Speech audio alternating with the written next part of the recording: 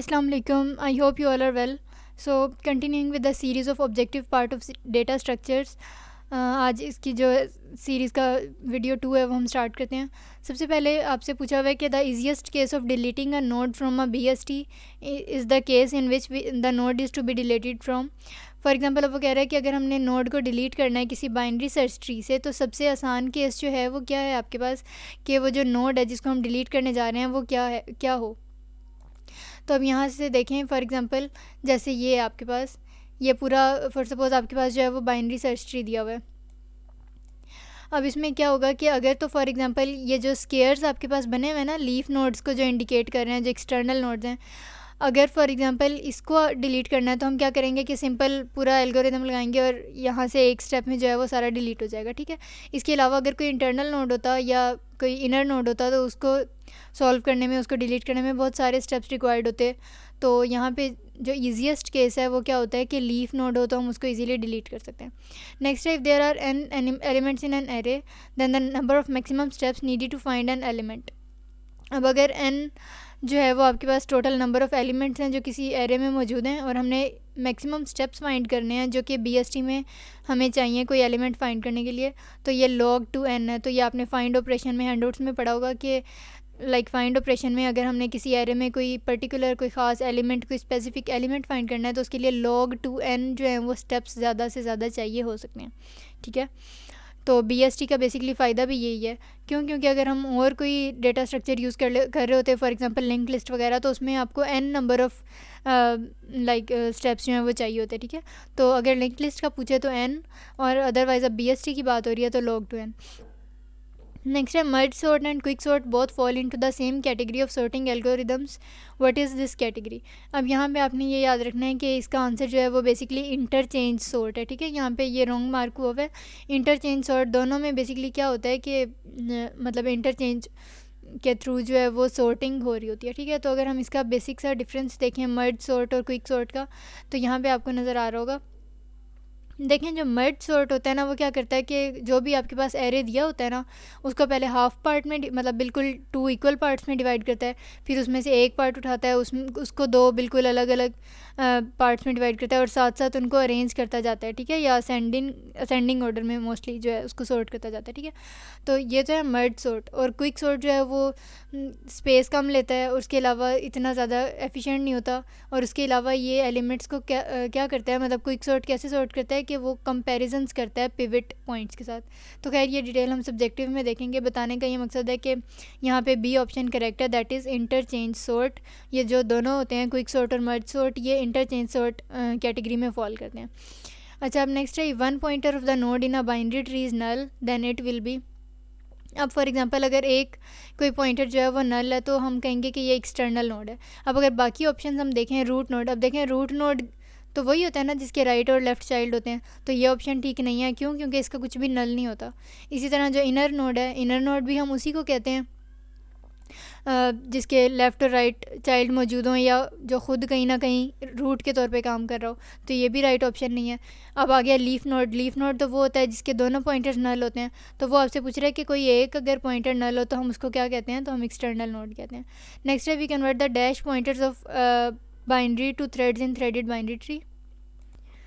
तो यहाँ पे देखें, थ्रेडेड बाइनरी ट्री का अगर थोड़ा सा हम कॉन्सेप्ट लें तो थ्रेडेड बाइनरी ट्री क्या करता है कि जिस नोड का जो वाला जो पॉइंटर या जो चाइल्ड उसका नल होता है ना, उसका थ्रेड बना के वो उसके पिछले वाले नोड, उसके सक्सेसर की तरफ जो है प्रीडिसेसर की तरफ जो है वो पॉइंट आउट कर देता है, ठीक है। मतलब उसके अनसेस्टर की तरफ, उसके पीछे वाले पेरेंट नोड की तरफ पॉइंट आउट कर देता है।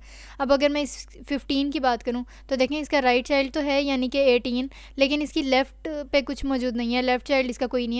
तो ये जो लेफ़्ट चाइल्ड नल है, इसका लेफ़्ट पॉइंटर नल है, वो यहाँ से आपको ये थ्रेड जो जाता हुआ नज़र आ रहा है 14 की तरफ।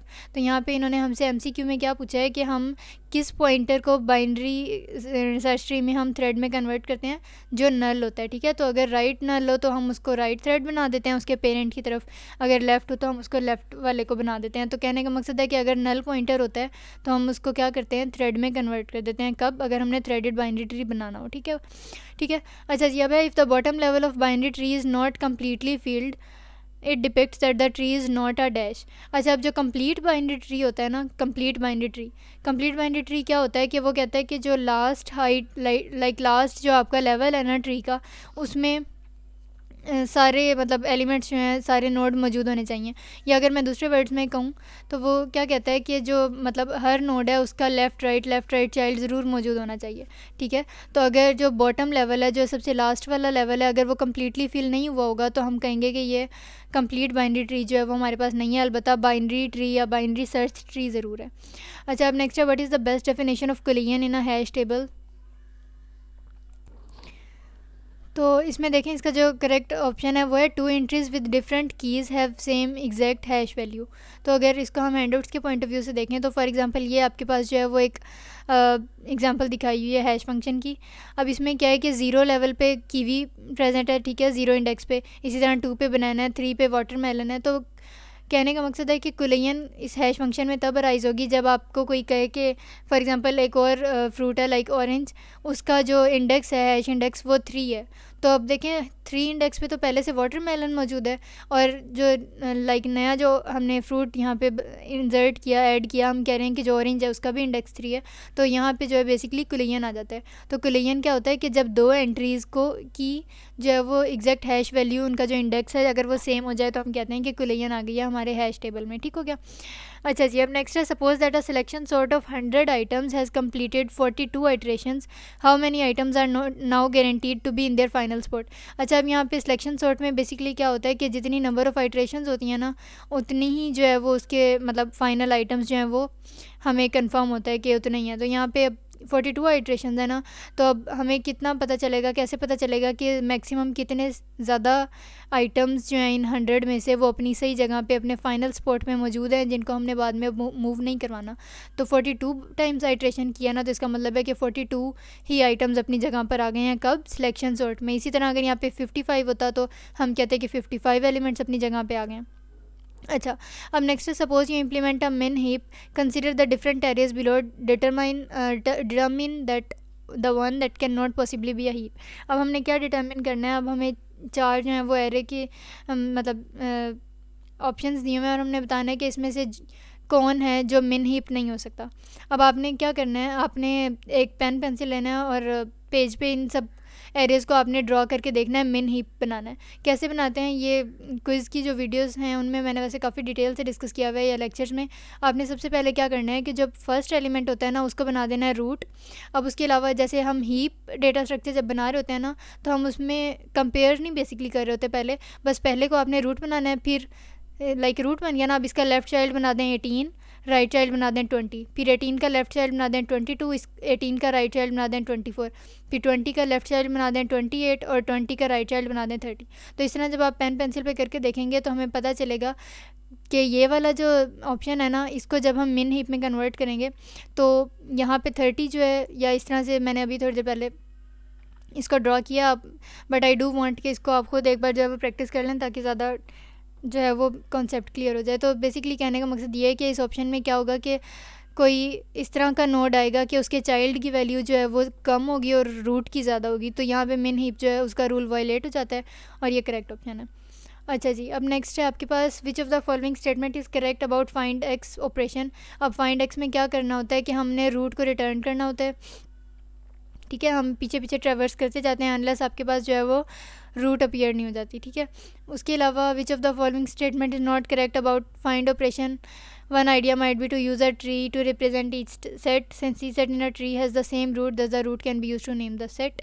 अब यहाँ पे बेसिकली क्या है कि फाइंड ऑपरेशन में कौन सा ऑप्शन जो है वो यहाँ पे ठीक नहीं है, तो यहाँ पे जो है वो बी ऑप्शन ये करेक्ट है according to the given scenario. इसी तरह in complete binary tree the bottom level is filled from. अब bottom level complete binary tree मैंने अभी थोड़ी देर पहले डिस्कस किया कि वो क्या होता है कि जो उसका लास्ट लेवल होता है ना, वो पूरा फील्ड होता है, उसमें हर नोड के लेफ़्ट और राइट चाइल्ड ज़रूर मौजूद होते हैं। ठीक है, तो बॉटम लेवल जो है वो हम हमेशा लेफ़्ट से राइट की तरफ फिल करते हैं, कभी राइट से लेफ़्ट जो है वो फिल नहीं किया जाता। तो जो बॉटम लेवल होता है कंप्लीट बाइनरी ट्री का, उसमें सबसे पहले लेफ़्ट में हम ऐड करते हैं नोड, फिर राइट में, फिर लेफ़्ट, फिर राइट। तो यहाँ पे लेफ़्ट टू राइट जो है दैट इज़ करेक्ट ऑप्शन।